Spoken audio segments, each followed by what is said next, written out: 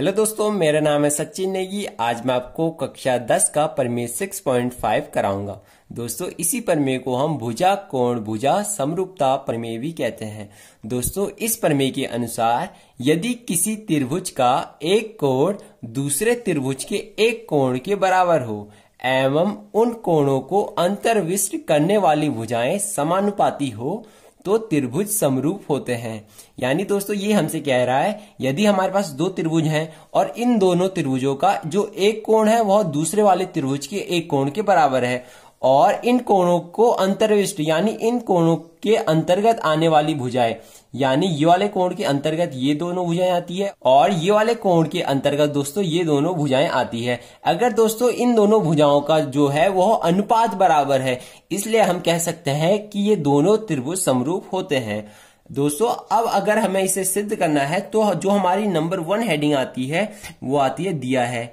यानी हमें इस क्वेश्चन में क्या क्या दिया है हम उसे यहाँ पे लिखते हैं। दोस्तों, में दिया है कि जो कोण ए है वह बराबर है कोण डी के, यानी कोण ए और कोण डी आपस में बराबर हैं और हमें दिया है कि इन दोनों कोणों को अंतर्विष्ट करने वाली भुजाओं का अनुपात भी बराबर है। इसलिए हम लिख सकते हैं दोस्तों A B upon D E equal to है A C upon D F का। यहां पर दोस्तों हम ऐसा नहीं लिख सकते कि BC इक्वल टू है DE के, क्योंकि हमें केवल ये दिया है कि उन कोणों के अंतर्गत उन कोणों को अंतर्विष्ट करने वाली भुजाएं समानुपात की है। इसलिए केवल ये वाली भुजा और ये वाली भुजा का जो अनुपात होगा वह बराबर होगा ये वाली भुजा और ये वाली भुजा का। अब दोस्तों, जो हमारी दूसरी हेडिंग आती है वो आती है सिद्ध करना है। यानी जो हमें ये स्टेटमेंट दिया है उसमें हमें क्या सिद्ध करना है, तो मैं यहाँ पे लिख लेता हूं सिद्ध करना है।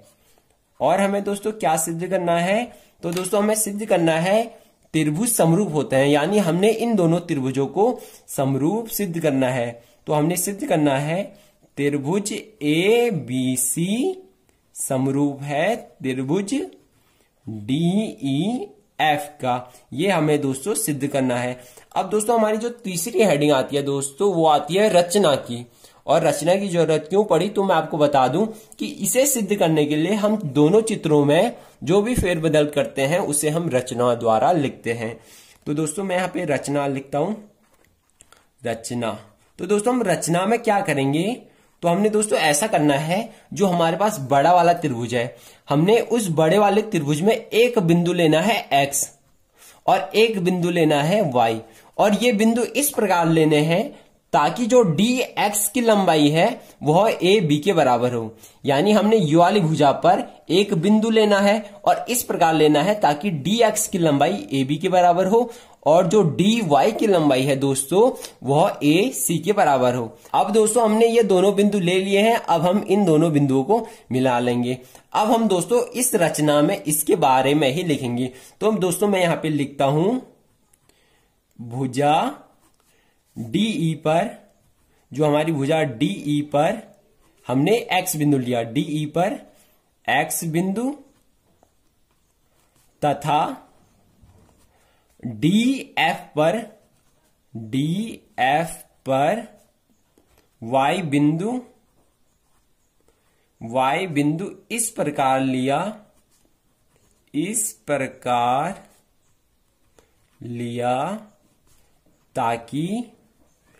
ताकि दोस्तों जो हमारी dx की लंबाई है, जो हमारी दोस्तों dx की लंबाई है वह बराबर है AB के और जो हमारी dy की लंबाई है दोस्तों वह बराबर हो AC के। ये हमने दोस्तों इसमें लिख लिया है। दोस्तों अब हमारी जो अगली हेडिंग आएगी वो आएगी दोस्तों प्रमाण की। हमारी अगली हेडिंग आएगी दोस्तों प्रमाण की। प्रमाण में हम दोस्तों जो हमें इसे सिद्ध करने के लिए जिन जिन चीजों की आवश्यकता होती है, जो जो हम दिखाते हैं उसे हम प्रमाण द्वारा लिखते हैं। अगर दोस्तों आप इन दोनों त्रिभुजों को देखोगे, आपने इस वाले त्रिभुज को और इस वाले त्रिभुज को देखना है।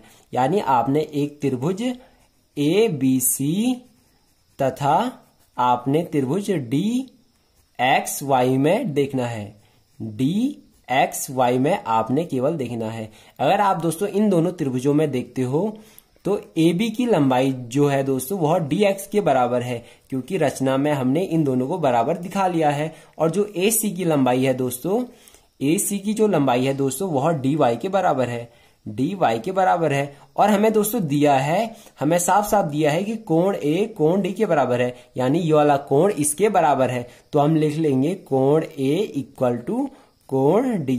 अब दोस्तों यहाँ पे भुजा भुजा कोण और सर्वांग समता का यूज कर सकते हो, यानी भुजा भुजा कोण, भुजा भुजा कोण सर्वांग समता से, सर्वांग समता से। दोस्तों ये हमसे कहता है कि यदि हमारे पास दो त्रिभुज हैं और उन दोनों त्रिभुजों की दो भुजाएं बराबर हैं और एक कोण बराबर है, जैसे ये हमारे पास दो त्रिभुज हैं, एक ये वाला त्रिभुज है, एक ये वाला त्रिभुज है, इन दोनों त्रिभुजों के दो भुजाएं आपस में बराबर है, ये वाली भुजा इसके बराबर, ये वाली भुजा इसके बराबर है और एक कोण आपस में बराबर है, तो हम कह सकते हैं कि ये दोनों जो त्रिभुज है वह सर्वांगसम होंगे। इसलिए हमारा त्रिभुज ए बी सी जो है वह सर्वांगसम होगा त्रिभुज डी एक्स वाई के। और जो सर्वांगसम त्रिभुज होते हैं दोस्तों वह समरूप भी होते हैं। इसलिए दोस्तों हमारा आता है त्रिभुज ए बी सी जो है वह समरूप है त्रिभुज डी एक्स वाई के। हम इसे दोस्तों समीकरण 1 मान लेंगे। अब हमें दोस्तों साफ साफ दिया है कि A B upon D equal to A C upon D F है, तो हम यहां पे लिखेंगे, हमें दोस्तों दिया है कि ए बी अपॉन डीई का जो मान है, डीई का जो मान है वह बराबर है A C upon D F के। अब हमारे पास दोस्तों ए बी की वैल्यू है, यानी जो हमारी ए बी की वैल्यू है वह डी एक्स के बराबर है, तो हम ए बी की जगह पे डी एक्स लिख लेंगे। तो हमारा आता है D X upon DE, DE ये हमारा डी है दोस्तों, DE equal to A C. और जो हमारी ए सी की जो लंबाई है वह डी वाई के बराबर है, ए सी की लंबाई जो हमारी डी वाई के बराबर है, तो हम लिखेंगे D Y upon D F. अब हमारा दोस्तों ये आ चुका है। अब आपने दोस्तों त्रिभुज डी ई एफ में, आपने त्रिभुज डी ई एफ में प्रमेय 6.2 का यूज करना है, प्रमेय 6.2 का आपने इसमें यूज करना है, इस त्रिभुज में प्रमेय 6.2 का यूज करना है। तो प्रमेय 6.2 हमसे कहता है यदि कोई रेखा त्रिभुज की किन्हीं दो भुजाओं को समान अनुपात में काटती है, जैसे दोस्तों ये वाली जो रेखा है वह त्रिभुज की ये वाली भुजा और ये वाली भुजा को समान अनुपात में काट रही है, क्योंकि dx अपॉन डीई, डीई की जो लंबाई है वह बराबर है D Y upon D F के। इसलिए हम कह सकते हैं कि ये समान अनुपात में काट रही है। इसलिए जो वह रेखा होती है जो इन्हें काटती है वह तीसरी वाली भुजा के समांतर होती है। इसलिए दोस्तों हमारा यहां से आता है कि जो एक्स वाई वाली रेखा है वह समांतर होगी ई एफ के। ये हमारा दोस्तों आ चुका है। अगर दोस्तों जो एक्स वाई वाली रेखा है वह ई एफ के समांतर है, अब हमारा दोस्तों यहां से आ चुका है कि जो एक्स वाई वाली रेखा है वह ई एफ के समांतर है। इसलिए जो ये वाला कोण है वह इस वाले कोण के बराबर होगा और ये वाला कोण इस वाले कोण के बराबर होगा, क्योंकि ये दोनों रेखाएं तभी समांतर होगी जब ये वाला कोण इसके बराबर होगा और ये वाला कोण इसके बराबर होगा। अब हम दोस्तों त्रिभुज डी एक्स वाई और डी ई एफ में देखेंगे, तो आपने केवल त्रिभुज डी एक्स वाई तथा त्रिभुज डी ई एफ में देखना है।